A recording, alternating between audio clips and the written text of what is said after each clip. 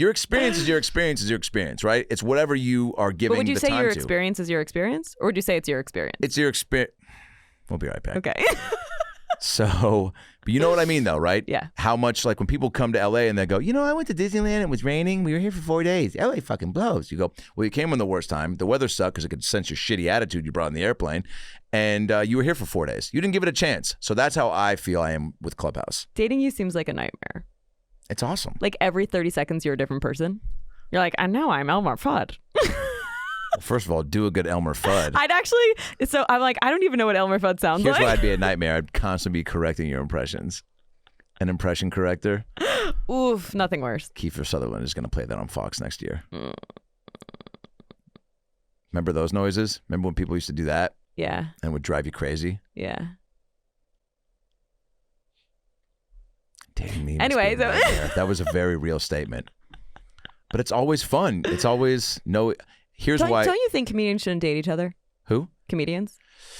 I don't know. There's some great examples. There are a couple that are working out very well. Yeah. I think it's fighting too much for, I don't know.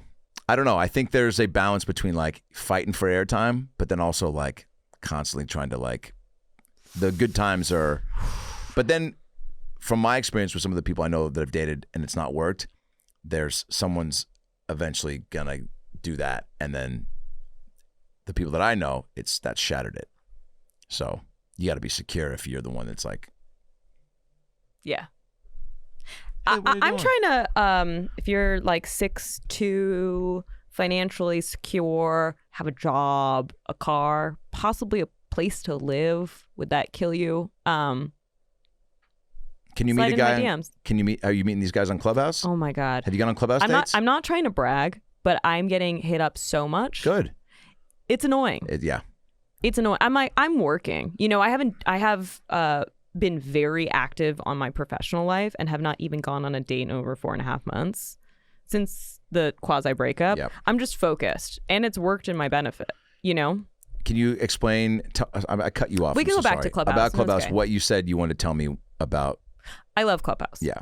And it has given me a springboard that I didn't have before. Thanks, bud. I felt very stuck, like a cog in the machine, just like a hamster on the wheel. And, without sounding like a braggart, I just think that there's a pecking order in LA that makes it very difficult for people to be seen. Yeah. And even if you're super funny, you still have to wait for someone to okay you, for another person to okay you, for another person to okay you. And this just gave me a platform to speak and people find me funny. And at the end of the day, your true talent shine through. Well, that's the thing is that, and I'm not going to name names, but people come on my shows and bomb. It's because they've been living off their charisma or their name for a long time. And the people who write jokes and their jokes are good do really well on here. And I mean, I'm doing these shows now every day at 12:05, the afternoon delight comedy show. That. And comedians are getting tipped, and I'm helping people get back to work, and I'm making like $300 every time. And you got a shout out on Rogan, which was great because has he been on rooms with you? He was on Clubhouse one time, and he was like, "My friend Leah's in the audience. Can you bring her up?" And Tim Dillon begrudgingly brought me up, and then it was like Eric Weinstein, Naval, Lex Friedman, see that's what's Paul, the founder of the app. There's no right or wrong way. I'm sorry, to eat a Reese's. There's no right. No, I'm not sponsored by them. I had to. Fuck. Yikes. Sponsored by Cedars. Yeah. To get going with any of this, and especially to meeting people is a big part of what we do.